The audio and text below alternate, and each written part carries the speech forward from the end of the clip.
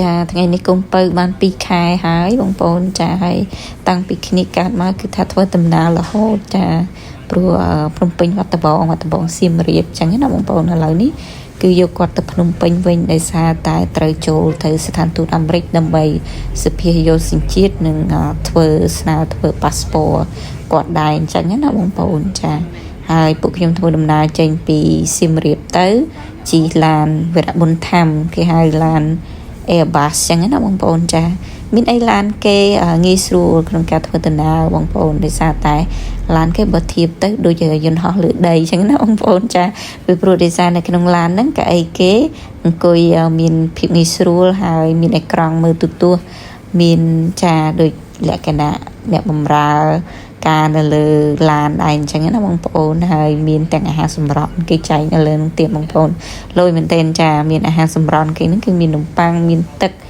ដោះគោនៅក្នុងហ្នឹងចាហើយមានទឹកបរិសុទ្ធគេដាក់ឲ្យញ៉ាំហើយព្រមទាំងគេមានចែកតាមផ្លូវហ្នឹងគេមានចែកដូចស្ករគ្រាប់ដូចយើងចង់ញ៉ាំកាហ្វេញ៉ាំតែអីចឹងក៏មានដែរបងប្អូនចាធ្វើដំណើរពីសៀមរាបទៅភ្នំពេញហ្នឹងគឺចំណាយពេលអស់5ម៉ោងបងប្អូនហើយនៅពេលដែលយើងជិះតាមផ្លូវហ្នឹងគឺគេសម្រាប់នៅព្រៃប្រោះអញ្ចឹងណាបងប្អូនរយៈពេល25នាទីដើម្បីឲ្យអ្នកដំណើរហ្នឹងគាត់ចុះទៅហូបបាយបត់ដៃបត់ជើងនិងចាសម្រាប់ដែរអញ្ចឹងណាបងប្អូននៅលើឡានគេហ្នឹងក៏មានបន្ទប់ទឹកដែរប៉ុន្តែគាត់ថាបន្ទប់ទឹកហ្នឹងបានតែបត់ជើងតូចទេចាឡានគេមានច្រើនប្រភេទដែរហ្នឹងបងប្អូនមាន VIP van មានលក្ខណៈ Airbus ចឹងទៅក៏មាន first class អីគេទៀតចឹងណាបងប្អូនចាហើយកន្លែងព្រៃប្រោះនេះគឺអនុស្សាវរីយ៍បងប្អូនព្រោះកាលមុនដែលខ្ញុំមានកូនទី2ហ្នឹងគឺជិះកាត់ពីសៀមរាបទៅភ្នំពេញហ្នឹងគឺសម្រាប់នៅទីនេះដែរចាកូនទី2ក៏កាលហ្នឹងក៏ទៅភ្នំពេញញឹកដែរបងប្អូនឡើងចុះដើម្បីឯកសារគាត់ដែរអញ្ចឹងណាចូលសញ្ជាតិធ្វើប៉ាសពតអីដូចគ្នានឹងឯងបងប្អូនចាសម្រាប់កូនបើវិញគឺឲ្យបានគេងកាយទ្រូងចេះគាត់គេងបានយូរបងប្អូនហើយអត់រលរឿងទេជិះឡាន5ម៉ោង6ម៉ោងហ្នឹងអត់អីទេបងប្អូនដូចក្រោកមកមកហើយគេងទៅវិញអញ្ចឹងណាបងប្អូនចាប៉ុន្តែគ្រាន់តែគ្នានៅតូចអញ្ចឹងធ្វើដំណើរច្រើនពេលទៅដល់កន្លែងស្នាក់ចាទៅដល់ផ្ទះសំណាក់ដែលខ្ញុំនៅហ្នឹងគឺយកឡើងរៀងរឿងដែរដូចថាគាត់យំអីចឹងណាបងប្អូនប៉ុន្តែគាត់ថាបានគេងអោបទៅគេងលក់ទៅវិញចានិយាយទៅគោលបំណងធំដែលមកភ្នំពេញហ្នឹងគឺមកធ្វើប៉ាសពតឲ្យគាត់ហ្នឹងឯងបងប្អូនហើយទៅដល់ភ្នំពេញហ្នឹងគឺកន្លែងស្នាក់នៅរបស់ខ្ញុំហ្នឹងគឺកន្លែងដដែលពេលណាដែលខ្ញុំទៅភ្នំពេញគឺស្នាក់នៅផ្ទះសំណាក់នេះឯងបងប្អូនធូរថ្លៃតម្លៃមកយកតែ$27ទេហើយយើងបានក្រេ2ចឹងណាបងប្អូនមានក្រេធំមួយរៀងទូចមួយហើយចាក្នុងបន្ទប់ហ្នឹងតលាយប៉ុន្តែគាត់ថាគេអត់មាន free breakfast ទេចាប៉ុន្តែគាត់តែគេមានភោជនីយដ្ឋាននៅខាងលើអញ្ចឹងទៅយើងអាចកំងអាហារញ៉ាំបានអញ្ចឹងតម្លៃក៏រៀងធូរថ្លៃដែរ$4 $5អីអញ្ចឹងទៅបើយើងប្រៀបធៀបនឹង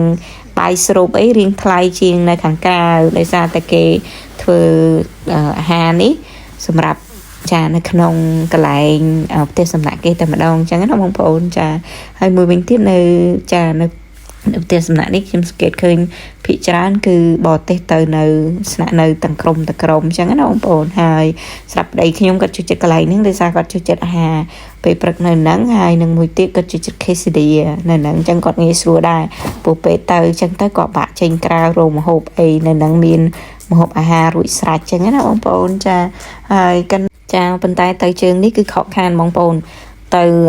ដូចទៅកំសាន្តនៅភ្នំពេញគេនៅផ្ទះសំណាក់នឹង2យប់អត់បានអីទេបងប្អូនដោយសារតែប្តីរបស់ខ្ញុំនឹងគាត់យល់ច្រឡំនៅការតែសេវាកម្មធ្វើប៉ាសពតនិងសភាយកសញ្ជាតិកូនអញ្ចឹងណាបងប្អូនដោយសារតែខាងស្ថានទូតគេតម្រូវឲ្យយើងផ្ញើឯកសារទាំងអស់តាមអនឡាញដូចមានសំបុត្រកណ្ដាលកូនមានចាសំបុត្រកណ្ដាលកូនដែលចេញពីភូមិឃុំដែលខ្ញុំធ្វើហ្នឹងបងប្អូនពួកគាត់កូនកាត់ខ្មែរអញ្ចឹងទៅពេលដែលគាត់ចេញពីពេទ្យមកខ្ញុំបានយកសម្បត្តិបច្ចៈពីពេទ្យមកយកទៅធ្វើសម្បត្តិកណ្ដាលខ្មែរគាត់អញ្ចឹងខាងទូតគេតម្រូវឲ្យយើងបកប្រែសម្បត្តិកណ្ដាលគាត់ហើយ scan ផ្ញើតាមគេឲ្យគេតាមអនឡាញអញ្ចឹងណាបងប្អូនមានសម្បត្តិកណ្ដាលចេញពីភូមិឃុំសម្បត្តិបច្ចៈកណ្ដាលចេញពីពេទ្យចាហើយនឹងមានមួយទៀតនោះគឺដូចជាតកតងនឹងឯកសារផ្ទាល់ខ្លួនរបស់ឪពុកម្ដាយដូចមានសម្បត្តិកណ្ដាលរបស់ប្តីខ្ញុំហើយសម្បត្តិដែលខ្ញុំទទួលសញ្ជាតិចាលិខិតដែលខ្ញុំទទួលសញ្ជាតិណាបងប្អូនចាយើង copy ទាំងអស់ ទុកហើយយើង scan ហើយផ្ញើទៅទូតចានៅពេលដែលផ្ញើទៅហើយអស់ហើយយើងត្រូវបង់លុយ$100ដែរចាក្នុងការស្នើសុំការសុភាហ្នឹងបងប្អូនចាហើយប្តីរបស់ខ្ញុំហ្នឹងគាត់យល់ច្រឡំគាត់គិតថាការដែលទៅសុភាយកសញ្ជាតិកូនហើយនឹង passport ហ្នឹងគឺដូចគ្នានៅពេលដែលយើងទៅធ្វើ passport ថ្មីអីចឹងណាបងប្អូនគឺយើងណាត់ទូតខ្លួនឯងតែក៏ពិតទៅគឺទូតគេជាអ្នកណាត់យើងទេគេមើលឯកសារយើងទាំងអស់ហើយគេណាត់ឲ្យថ្ងៃយើងមកអញ្ចឹងណាបងប្អូនប៉ុន្តែដោយសារប្តីខ្ញុំគាត់ភ្លេច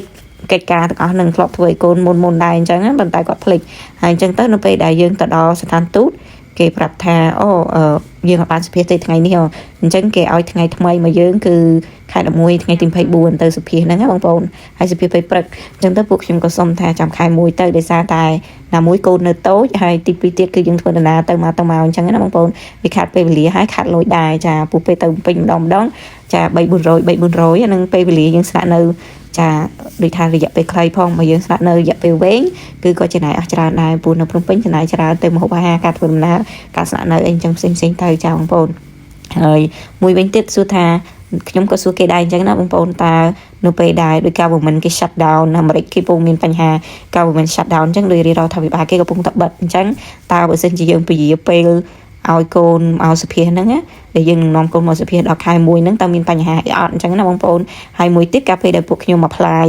ដាក់ឯកសារឲ្យកូនហ្នឹងក៏ខ្ញុំគិតថាបើសិនជា government គេនៅ shut down អញ្ចឹងតើមានបញ្ហាអីដល់ឯកសារកូនយើងក្នុងការដែលទៅយកសញ្ជាតិហើយនឹងធ្វើ passport ក៏អត់អញ្ចឹងដល់ពេលដែលខ្ញុំទៅដល់ស្ថានទូតហ្នឹងគឺគេក៏ប្រាប់ដែរថាឥឡូវឯកសារអ្នកឯង complete ហើយ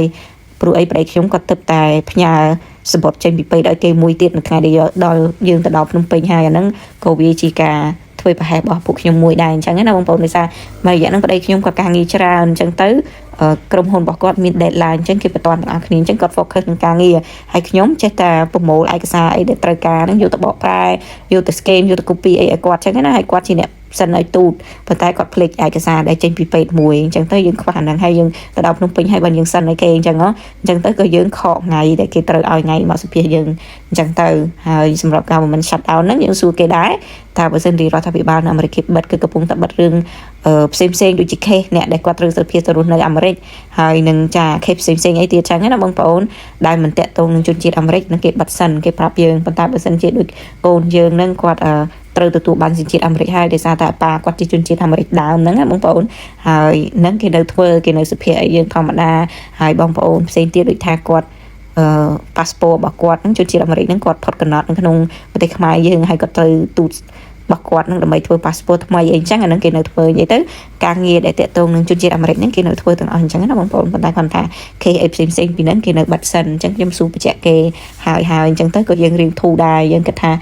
យើងត្រូវធ្វើ passport ឲ្យកូនហើយនឹងយកសញ្ជាតិឲ្យកូនហើយអញ្ចឹងទៅព្រោះពេលណាដែលយើងមានបញ្ហាអីបន្ទាន់ត្រូវឡើងទៅអាមេរិកទាំងអស់គ្នាអញ្ចឹងយើងអត់មានទុកអ្នកណាម្នាក់នៅស្រុកខ្មែរទេបងប្អូនព្រោះដោយសារខ្ញុំមាន passport អាមេរិកហើយកូនប្រុសស្រី2នាក់នោះហើយប្តីរបស់ខ្ញុំគាត់ជនជាតិអាមេរិកសិនអញ្ចឹងពួកយើងមាន passport អាមេរិកទាំងអស់គ្នាហើយយើងអត់មានធ្វើឯកសារអីទៀតទេអញ្ចឹងមានតែកូនស្រីពៅទេអញ្ចឹងបានខ្ញុំបន្ទាន់ប្តីខ្ញុំថាឲ្យធ្វើឲ្យហើយអញ្ចឹងណាបងប្អូនចាអញ្ចឹងយើងបានណាត់គ្នាតាំងពីចាយើងណាត់គ្នាតាំងពីកូនកើតមកភ្លាមមកប៉ុន្តែគាត់ថាពេលដែលកូនកើតមកហ្នឹងប្តីខ្ញុំក៏គាត់មានបញ្ហាតាក់ទងនឹងវីសានៅស្រុកខ្មែរយើងដែរគាត់ overstay ឡើង16ថ្ងៃបងប្អូនរាប់ទៅពេលយើងអាចចេញទៅវៀតណាមបានហើយវៀតណាមគេវាយឲ្យគាត់ចូលមកទឹកដីខ្មែរយើងវិញហើយបានខាងនៅស្រុកខ្មែរយើងឲ្យវីសា e-visa អីចឹងណាបងប្អូនគាត់អាចបន្តបានឆ្នាំទៀតចឹងទៅក៏យើងអាចចាមាន passport មានអីយកទៅទូតដើម្បីបង្ហាញអញ្ចឹងទៅឯកសារនីមួយគឺងាយស្រួលបងប្អូនរាំតែយើងបានសញ្ជាតិឲ្យកូន passport ហើយការដែលខ្ញុំពីមុនមកដែលមិនទាន់ទៅអាមេរិកហ្នឹងគឺថាពេលដែលយើងទៅសុភាយើងឡើងចុះហើយជាពិសេសរឿងឯកសារហ្នឹងបងប្អូនឲ្យទៅធ្វើឯកសារមួយគឺថាឈឺក្បាលញ៉ៃហ្មងរាំតែគ្រប់អញ្ចឹងណារាំតែត្រូវទាំងអស់ជាងចំណាយទៅពេលវេលាថវិកាចាបងប្អូនចាអញ្ចឹងប៉ុណ្្នឹងឯងបងប្អូនអរគុណច្រើន